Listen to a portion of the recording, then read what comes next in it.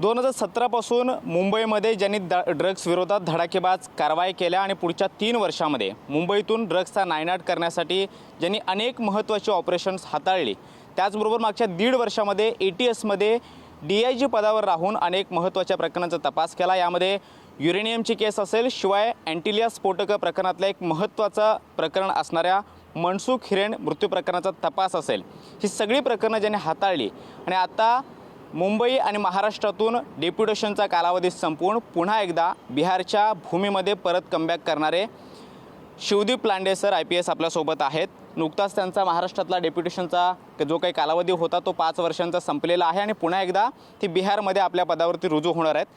त्यांचं पुस्तकसुद्धा नुकतंच प्रकाशित झालं आहे, वुमन बिहाइंड द लायन, ज्या पुस्तकामध्ये त्यांनी स्वतःचा संघर्ष मांडला आहे। लहानपणापासूनची सगळी आत्तापर्यंतची कारकीर्द जी आहे ती पहिल्या टप्प्यामध्ये मांडलेली आहे। कदाचित पुढच्या टप्प्यामध्ये सुद्धा वर्दीत त्यांचा कशा पद्धतीनं संघर्ष होता ते सुद्धा ते मांडणार आहेत आणि याच पुस्तकाच्या पार्श्वभूमीवरती आपण त्यांच्याशी चर्चा करणार आहोत। शिवदीप लांडे सर माझ्यासोबत आहेत। सर, सगळ्यात पहिल्यांदा तुमचं TV9 मध्ये खूप खूप स्वागत। नुकताच त्यांचा डेप्युटेशनचा कालावधी संपलेला आहे आणि पुस्तकाच्या निमित्तानं आपण चर्चा करतोय। ANC मधली पहिली 3 वर्ष आणि त्यानंतर 1.5 वर्षांचा जो काही ATS मधला कालावधी आहे तो तुमचा संपलेला आहे। कशा पद्धतीनं 5 वर्षांचा महाराष्ट्रातला अनुभव होता? महत्त्वाचं म्हणजे मी मुंबईला जे इंटरेस्टेड डेप्युटेशनला आलो आहे त्याला कारणीभूत माझी पत्नी आणि माझी मुलगीच आहे।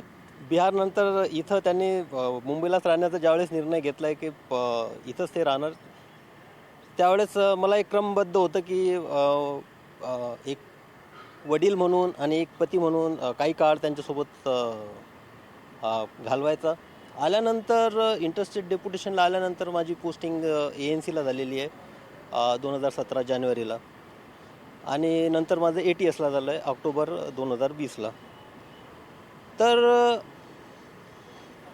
कारकिर्दी बाबतीत मी थोडं नंतर बोलतो आहे, परंतु त्याच्या आधी मी पुस्तकाबद्दल बोलतो आहे। जे पुस्तक मी लिहिलं आहे की वुमन बिहाइंड द लायन, आता 2013 पासून बरेचसे 3 प्रोडक्शन हाऊसेस असे आहेत की जे कंटिन्युअसली मागे होते की तुमच्यावर कुठला तरी चित्रपट बनवायचा। स्क्रिप्ट माझ्याकडे आले आहेत, जवळपास 13 स्क्रिप्ट आलेले होते ज्यांच्यावर होतं की बाबा याच्याशी संबंधित तुम्ही ॲक्सेप्ट करा। तर 13 पासून मागे असल्यानंतर त्यावेळेस एक डायलेमा होता की काय करायचं, होकार द्यायचा की नाही द्यायचा। नंतर ज्यावेळेस मी मुंबईला इंटरेस्टेड डेप्युटेशनला आलो आणि मुंबईला माझी पोस्टिंग झाली आणि बिहारून आल्यानंतर जो मला रिस्पॉन्स होता तिच्या स्पेशली यूथचा आणि इथं जो रिस्पॉन्स होता एक अपेक्षांचा, तर मला जाणवलं की चित्रपटाच्या माध्यमातून स्वतःचे जे कॅरेक्टर हे पोर्ट्रे करत आहेत त्याच्यात उडून फायटिंग करणं किंवा डान्स करणं किंवा एक जो ॲक्टर आहे, जो लीड ॲक्टर आहे, प्रोटॅगनिस्ट आहे, त्याच्या कॅरेक्टरबद्दल कॉम्प्रोमाइजेस करणं, स्मोकिंग करणं वगैरे ह्या ज्या गोष्टी होत्या त्या मला कुठंतरी खटकल्या की आपलं कॅरेक्टर आपण येत्या क्षणी डायल्यूट होऊ द्यायचं नाही। मग मी ठरवलं की जर सर्वांना एक जो यंग जनरेशन आहे स्पेशली प्रिपरेशन करते सिव्हिल सर्व्हिसेसची, त्यांच्यामध्ये स्वतःमध्ये ते शिवदीप बघतात म्हणजे हे एक प्रेरणादायी टोक आहे एक आयुष्याचं आणि ती इन्स्पायरिंगसुद्धा आहे। माझ्यासुद्धा एक सॅटिस्फॅक्टरी तो फेज आहे। परंतु आपण काय की जे आपल्याला प्रेरणादायी मानतात या टोकापेक्षा जे माझ्या एक आयुष्याचं बालपणाचं उद्ध्वस्त टोक आहे ते येणं आवश्यक आहे। कारण उद्ध्वस्ते बाबतीत कोणी बोलत नाही, प्रत्येकजण जे आहे ना हिरोईक ॲक्शनबद्दल बोलतो आहे की मी हे केलं, फलाना केलं, ढिमका केला, इथं गेलो तिथं गेलो, हे ऑपरेशन केलं। तर मला वाटलं की या शिवदीपचं जे कॉपचं रूप आहे त्याच्यापेक्षा हा शिवदीप घडला कसा, ते उद्ध्वस्त टोक म्हणजे सिम्पल सांगायचं म्हणायचं म्हणजे की समोरच्याला एक तर मारून टाकायचा, त्याचा खून करून टाकायचा किंवा स्वतःसुद्धा आत्महत्या करायची। या ज्या द्विधा मनस्थितीत प्रत्येक क्षण ज्याचा गेलेला आहे तो आज एखाद्या येणाऱ्या जी जनरेशन आहे त्यांचा रोल मॉडेल होऊ शकतो। याच्यासाठी हे जे टोक होतं हे आवश्यक होतं। मग मी लॉकडाऊन असल्यामुळे एक प्रयत्न केला लिहिण्याचा की ते यायला पाहिजे म्हणून लिहायला सुरुवात केली आणि लिहिता लिहित गेलो। आणि टायटल जे woman behind the lion, lion म्हणजे मी स्वतःला लॉयन म्हणत नाही, याच्यात लॉयन म्हणजे माझ्या ज्या युनिफॉर्मवर जो अशोक स्तंभ लागलेला आहे त्या अशोक स्तंभापर्यंतचा प्रवास म्हणजे माझ्या युनिफॉर्मवर तिथपर्यंतचा हा प्रवास आहे. आणि याच्यामागं कोण आहे, तर याच्यामागं बरेचसे छोटे छोटे कॅरेक्टर्स आहेत. पण सर्वात महत्त्वाचं काय आहे की माझ्या या संघर्षामागं जी एक स्थितप्रज्ञता जिच्यामध्ये मी बघितलं ती माझी आई आहे. तर ते आईचं एक कॅरेक्टर मला आवश्यक होतं की समाजापुढे मांडायचं. आणि प्रत्येकाच्या आयुष्यात फेज येत राहतात. म्हणून मी एक एक डिसाईड केलं की हिरोईक ॲक्शन लिहिण्यापेक्षा सुरुवातला जो आपलं उद्ध्वस्त टोक आहे आयुष्याचं, ते जो प्रत्येक स्ट्रगलिंग यंगस्टर जो आहे त्या उद्ध्वस्त टोकातून जातो आहे आणि टोकाचे निर्णय घेतो आहे. म्हणजे होऊ शकते की मी सुद्धा त्यावेळेस टोकाचा निर्णय घेऊ शकलो असतो. कोणाचा म्हणजे समोरचे म्हणजे पुस्तकातून तुम्हाला माहितीच कळेल की मला कोणाचं असं वाटायचं की खून करावा आहे किंवा असं कुठल्या कुठल्या फेजेस होती की मला वाटायचं की मी आत्महत्या करून टाकायची. तर या फेजमधून निघून मी जर आलो इथं, तर त्यामुळे मला वाटलं की एक यंग जनरेशनसाठी ज्यांचं एक भावविश्व आज निगेटिव्हिटीमध्ये आहे, एक शॉर्टकटमध्ये आहे, एक स्पॉन्टेनियस डिसिजनमध्ये आहे, उद्ध्वस्त करण्यामध्ये आहे, तर त्यांना एक प्रेरणादायी म्हणून काहीतरी सांगावं म्हणून हे पुस्तक लिहिलेलं आहे. सर, सगळ्यात महत्त्वाचा प्रश्न, पुस्तकाचं नाव हे वुमन बिहाइंड द लायन होतं आणि हे पुस्तक पाहिल्यानंतर त्याच्यावरचा वर्दीचा फोटो, हा फोटो पाहिल्यानंतर वाटत होतं की पुस्तकामध्ये तुमच्या वर्दीतला इतिहास असेल, तुम्ही महत्त्वाची कामं केलेली, महत्त्वाची प्रकरणं हाताळली, त्याचा संघर्षित जो काही आत्तापर्यंतचा इतिहास आहे तो त्याच्यामध्ये मांडलेला आहे. मात्र पुस्तक मी स्वतः पाहिलं, वर्दीपर्यंत त्या पुस्तकातला पाढा अजूनपर्यंत पोहोचलेला नाही आहे. त्यामुळे त्याच्या पुढच्या टप्प्यात ह्या कदाचित पुस्तकाचा दुसरा पार्ट येऊ शकतो.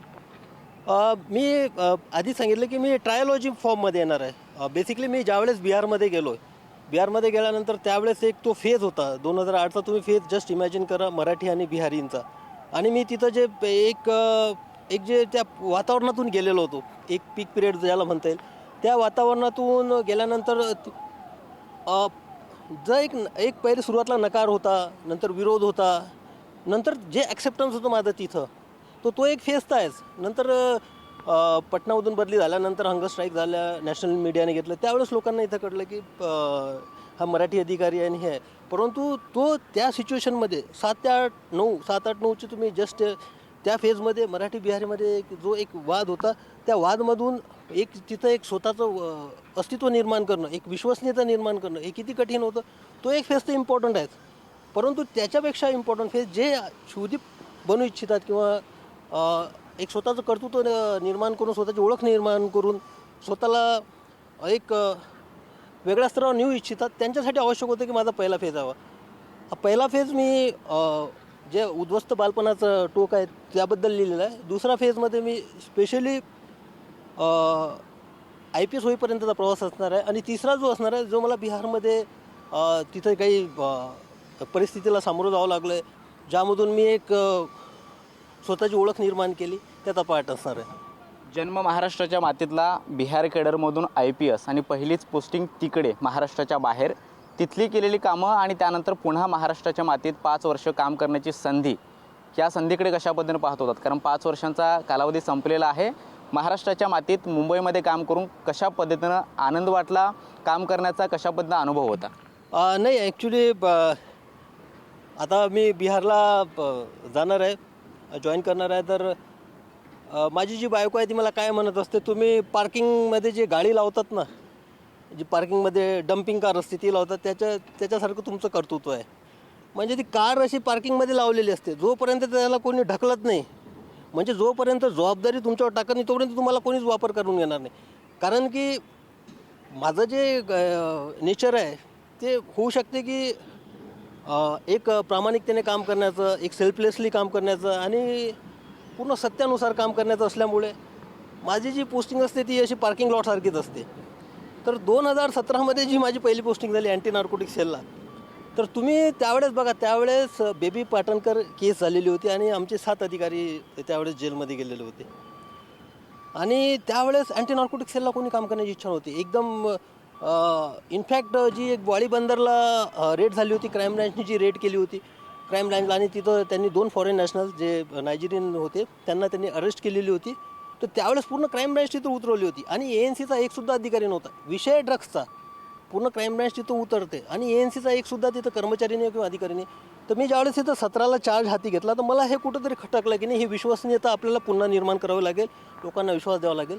आणि माझं जे पहिलं ऑपरेशन झालं सेम वाडी बंदरमध्येच झालं, तिथं केलं आणि ANCच्या बेसिसवर झालं. फक्त ANCचेच कॉन्स्टेबलपासून अधिकारी होते आणि एका रात्रीत मी तिथं 9 लोकांना अरेस्ट केली होती विथ ड्रग्स. तर तिथून जो विश्वास निर्माण झाला, नंतर बाकीचं तर फॅक्ट्स अँड फिगरच बोलतात. आता सांगायचं म्हणजे ड्रग्सच्या बाबतीत सांगायचं नंतर 2017 हे वर्ष एंटायर मुंबईच्या ड्रग्सच्या हिस्ट्रीमधलं पॅराडिम शिफ्ट म्हणजे एक जो स्थित्यंतर म्हणता येईल ते वर्ष असणार आहे. कारण की त्याच वर्षी मुंबई पोलिसने पहिल्यांदाच आफ्टर 23 इयर्स म्हणजे 94-95ला फॅक्टरी बस झाली होती मॅन्ड्रॅकची. त्याच्यानंतर 2 फॅक्टरी बस झाल्यात. हुबळी कर्नाटकला केली, जाऊन केली, तर पुण्याला कुरकुमला केली MDची. त्याच्यानंतर जर तुम्ही एंटायरली पाहिला म्हणजे 3-3.5 वर्षाचं 98% माझ्या केसेस ज्या आहेत कमर्शियल केसेस आहेत माझ्या टीमने केलेल्या म्हणजे ज्याचं 20 वर्षापर्यंत शिक्षा असते. नंतर पाहिला 251 जवळपास केसेस आहेत, 429 अरेस्ट आहेत मोठ्या आणि त्याच्यात सप्लायर चेनची मी स्पेशली काम केलं सप्लाय चेन ब्रेकडाऊन करण्याचं. 429 अरेस्ट आहेत. जवळपास ड्रग्सचं तुम्ही सिनॅरिओ बघसाल तर 2237 किलो म्हणजे 2000च्या वर किलोच्या वर ड्रग्स आम्ही पकडलेलं आहे त्या कारकिर्दीत. 1070 kg 1070 कोटीचं आम्ही सिजर केलेलं आहे. फेंटानिलची केस केलेली आहे. जे फेंटानिल गुगल करा तुम्ही, सध्या US साठी सर्वात घातक ड्रग्स जे आहे इंटरनॅशनली कोकेनपेक्षा घातक ते फेंटानिल आहे. जगातली सर्वात मोठी केस फेंटानिलची केस होती ती ANCने केलेली आहे. त्या केसेसच्या बेसवर ANCच्या मदतीनं इटलीमध्ये सुद्धा कारवाई झालेली आहे. त्या केसेसच्या बेसवर मेक्सिकोमध्ये सुद्धा कारवाई झालेली आहे. चरसच्या बाबतीत समजा चरसचं जे कार्टेल होतं, चरसचं कार्टेल जम्मू काश्मीरवरून चालायचं आणि हिमाचलहून दोन्ही कार्टेल आम्ही बस्ट केलेले आहेत. गांजाचा जो रूट आहे आंध्र प्रदेश आणि ओरिसा बॉर्डरवर चिंतामल्ली फॉरेस्ट तिथं आम्ही ब्रेकडाऊन केलेलं आहे. LSD पासून MDMA पासून अशा कुठलेही हे नाही आहे की ज्याच्याबद्दल आमची कारवाई झालेली नाही त्यावेळेस. आणि तुमचा आवडीचा विषय आहे, बॉलिवूडचा सर्वात मोठा जो कोकेन आणि LSDचा सप्लायर होता त्याला ANCने अरेस्ट केलेला आहे. तो आजही जेलमध्ये आहे. त्याला आता 4.5 वर्ष झाले पण त्याला बेल नाही आहे. कारण जे कन्स्ट्रक्टिव्ह काम असते सप्लाय चेन ब्रेकडाऊन करण्याचं काम होतं ते ANCने माझ्या कारकिर्दीत तिथं माझ्या टीमने केलेलं आहे. बिहारमध्ये सर तुम्ही ज्यावेळी पदभार सांभाळला त्यानंतर अनेक महत्त्वाची ऑपरेशन तुम्ही हाताळली. नक्सल विभागामध्ये तुम्ही जे काम केलं, डॅशिंगमध्ये काम करण्याची तुमची पद्धत ही त्यावेळी सर्वश्रुत होती आणि त्यानंतर मुंबईमध्ये ANCमध्ये ज्या पद्धतीनं तुम्हाला काम करायला मिळालं आणि ANCमध्ये ज्या पद्धतीनं कारवाईचा स्पीड वाढला, सीझर मोठ्या प्रमाणामध्ये झाले, केसेस बनल्या, ANCमध्ये एक नवीन ऊर्जा भरण्याचं काम तुमच्या नेतृत्वात झालं आणि त्यानंतर पुन्हा ATS म्हणजे DIG रूपात तुम्ही पदभार सांभाळला. ATSचा 1.5 वर्षांचा कार्यकाळ कसा होता? ATSचा मी तर याला म्हणेल नेचर्स जस्टिस आहे. त्या दिवशी भरती आली, मनसुख हिरेनची बॉडी बाहेर आली आणि त्याच्यानंतरच्या ज्या ॲक्टिव्हिटीज झाल्या ATSला जी केस हँडओव्हर झाली नंतर ज्या ॲक्टिव्हिटीज झाल्या, मी एवढं सांगू इच्छितो की मनसुख हिरेन केसमध्ये किंवा अँटिलिया प्रकरणामध्ये जी एक इरिव्हर्सिबल ॲक्शन असते, जो पॉईंट असतो इरिव्हर्सिबल ॲक्शनचा, कारण की FIR होणं तो FIR ATSने केलेला आहे मर्डरचा. नाही तर त्याच्या आधी तर ॲक्सिडेंटल डेथच रजिस्टर होती. त्याच्यानंतर तर सर्वश्रुतच आहे की NIAने काय केलं. परंतु जे डॉक्युमेंटेशन आहे किंवा जे स्टेटमेंट्स आहेत, तुम्ही एक चार्जशीट घ्या, NIAची चार्जशीट बघा, त्याच्या ATSचा किती वेळ उल्लेख झालेला आहे. तर आमचं काम करण्याची पद्धत स्पेशली ॲज ATSमध्ये एकदम सायलेंट राहून आणि न बोलता करायची असते. त्याचा एक अनुभव आला. युरेनियमची केस झाली, 90% जे नॅचरल रिच होतं ते NIAने केस घेतलेली आहे आमच्याकडनं, तर त्याचं एक सीझर झालं आहे. नंतर निरंजन शाह, त्याला आम्ही अटक केलेली आहे. तुम्ही गुगल करा निरंजन शाहच्या बाबतीत तुम्हाला कळेल. हर्षद मेहताचा जो पार्टनर होता आणि एक ड्रग किंगपिन म्हणतात. हां, याच्या ड्रग्सच्या बाबतीत एक सांगायचं की मला एक खंत राहील की एक जो भारताचा सर्वात मोठा जो ड्रग सप्लायर आहे स्पेशली सायकोट्रोपिक सबस्टन्समध्ये, तर त्याचं ऑपरेशन ऑलमोस्ट आम्ही टीम वगैरे रेडी होती सर्व होती, परंतु कोविडमुळे त्याच्या नॉर्म्समुळे अचानक लॉकडाऊन झाला आणि माझी टीम तिथं इथंच थांबली गेली. नाही तर विदेशातून आम्ही सर्वात मोठा जो ड्रग सप्लायर आहे त्यालासुद्धा आम्ही मुंबई पोलिसला आणलंच असतं. हा ड्रग सप्लायर कोण आहे सर? म्हणजे त्याची आयडेंटिटी तुम्ही जर सांगू शकाल, किंवा भारतासाठी घातक असणारा ड्रग सप्लायर तुम्ही म्हटला की मोठ्या प्रमाणात आपण पण पाहतोय की मागच्या काही वर्षामध्ये महिन्यांमध्ये ड्रग्स संदर्भातल्या अनेक कारवाया झालेल्या आहेत, मात्र असं ड्रग्स अजूनही आहे जे पोलिसांच्या रडारवरती नाही आहे, जे अद्याप ही भारतामध्ये सप्लाय केलं जातं? नाही, ॲक्च्युली आता ते माझं तिथं टर्म संपलेलं आणि त्याच्यावर नंतर अँटी नार्कोटिक सेल आहे ते काम करतेच आहे. नंतर सेंट्रल एजन्सीज वगैरे त्या टार्गेटवर काम करत आहेत. त्याच्या बाबतीत बोलणं मला योग्य वाटत नाही. परंतु हां, मला ते खंत राहील की जे ऑपरेशन सर्व हे करून ऐन वेळेवर एक नैसर्गिक पॅन्डेमिक आलं आणि त्याच्यामुळे मी ते करू शकलो नाही, त्याला आणू शकलो नाही. अँटिलिया स्फोटक प्रकरणामध्ये सर सगळ्यात महत्त्वाची कडी होती मनसुख हिरेनच्या मृत्यूच्या तपासाची. जी बऱ्याच दिवसापासून संथगतीने सुरू होती. मात्र ATSने या सगळ्या प्रकरणामध्ये ज्यावेळी इनिशिएटिव्ह घेतलं आणि सगळ्या तपासाला सुरुवात केली, अगदी मनसुख हिरेंच्या कुटुंबियांना जाऊन त्याच्यामध्ये त्यांचे स्टेटमेंट घेणं आणि त्यामध्ये महत्त्वाचं म्हणजे मनसुखची हत्याच झालेली आहे हा निष्कर्ष ATSने काढला आणि जवळपास केस डिटेक्ट होण्याच्या मार्गावरती आली. मात्र काही कारणास्तव ती केस पुढे ATSकडे राहिली नाही, NIAकडे गेली. मात्र या सगळ्या प्रकरणामध्ये जो दुवा होता तो दुवा ATSने पकडून दिला असं म्हणायला हरकत नाही. डिटेक्ट होण्याची राहिली नसते, ऑलमोस्ट केस डिटेक्ट झालीच होती. फक्त त्याच्यानंतर जे कोरॅबोरेटिव्ह एव्हिडन्सेस कलेक्ट आणि अरेस्टचा हा एक पार्ट बाकी होता. मला वाटते की बेसिक फाउंडेशन ATSने केलेलं होतं याच्या बाबतीत सर्व. आणि तुम्ही चार्जशीट वाचल्यानंतर तुम्हाला सर्व कळूनच येईल. त्याच्याबद्दल आता सबज्युडिस मॅटर असल्यामुळे जास्त बोलणं योग्य वाटत नाही. सर, एक डॅशिंग अधिकारी फिटनेसच्या बाबतीत असो किंवा कारवाईच्या बाबतीमध्ये असो, स्वतःची पर्सनॅलिटी डेव्हलप करण्याच्या माध्यमातून असो, तुम्ही आत्तापर्यंत अनेक युवकांसाठी आयकॉन राहिलेले आहात. मात्र सुरुवातीचे दिवस महाराष्ट्राच्या कोणत्या भागातून तुम्ही येता, तुमचा संघर्ष कशा पद्धतीचा होता, तुम्ही कोणत्या परिस्थितीत दिवस काढले आणि त्यानंतर इथपर्यंत वर्दीपर्यंतचा प्रवास हा नक्की थोडक्यात लोकांना ऐकायला आवडेल, तो कशा पद्धतीनं होता, महाराष्ट्राच्या कोणत्या मातीतून तुम्ही येता आणि आत्तापर्यंतच्या सगळ्या कारकिर्दीमध्ये कोणते महत्त्वाच्या टप्प्यांचा तुम्ही सामना केला? मला वाटतं की वुमन बिहाइंड द लॉयन हे पुस्तक तुम्ही वाचा, तुम्हाला त्यातून पूर्ण सर्व कळून येईल की एक्झॅक्टली शिवदीप काय होता, कुठल्या सिच्युएशनमधून आला.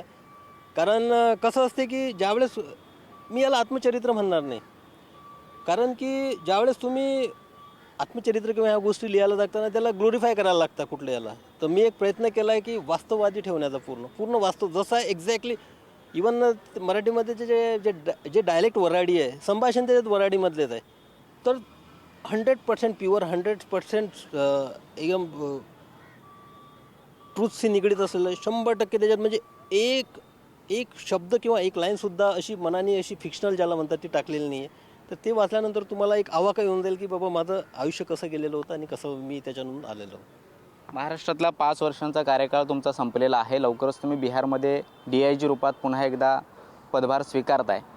बिहारमध्ये जो तुमचा आधीचा कार्यकाळ होता तो जवळपास सिंघम म्हणून एक IPS अधिकारी म्हणून तुमची ओळख होती. तिथली लोक अजूनही तुम्हाला त्याच पद्धतीने ओळखतात. लोकांकडून कसा रिस्पॉन्स आहे? कारण बऱ्याच जणांना आता कळलेलं आहे की लवकरच तुम्ही बिहारमध्ये जाणार आहात. आता सहज मी त्या एक पोस्ट टाकली की मी बिहार जॉईन करणार आहे. सोशल मीडिया एक टाकल्यानंतर तुम्ही माझं जे व्हेरीफाईड पेज आहे त्याच्यात तुम्ही बघू शकता 20,000 कमेंट आहेत त्यात आणि 90,000 लाईक आहेत. लाईक तर सांगू शकतो, 20,000च्या कमेंट आहेत. 20,000 कमेंट आणि ज्या कमेंटमध्ये not a single comment negative. म्हणजे ही सिच्युएशन आयडियल झाली. आयडियल पर्सनॅलिटी नसते हो, कोणाही कोणाचा विरोधक असतोच, काहीतरी कोणाला काहीतरी खटकतेच. मला ते एकदम असं दैववत जे रिस्पॉन्स असतो त्याच्यात मला एकदम दडपण वाटते की अरे असं काय की म्हणजे 20,000 कमेंटमध्ये तुम्ही एक सिंगल एक निगेटिव्ह नाही की हिरोगिरी करता किंवा हे करता, कुठंच काही नाही.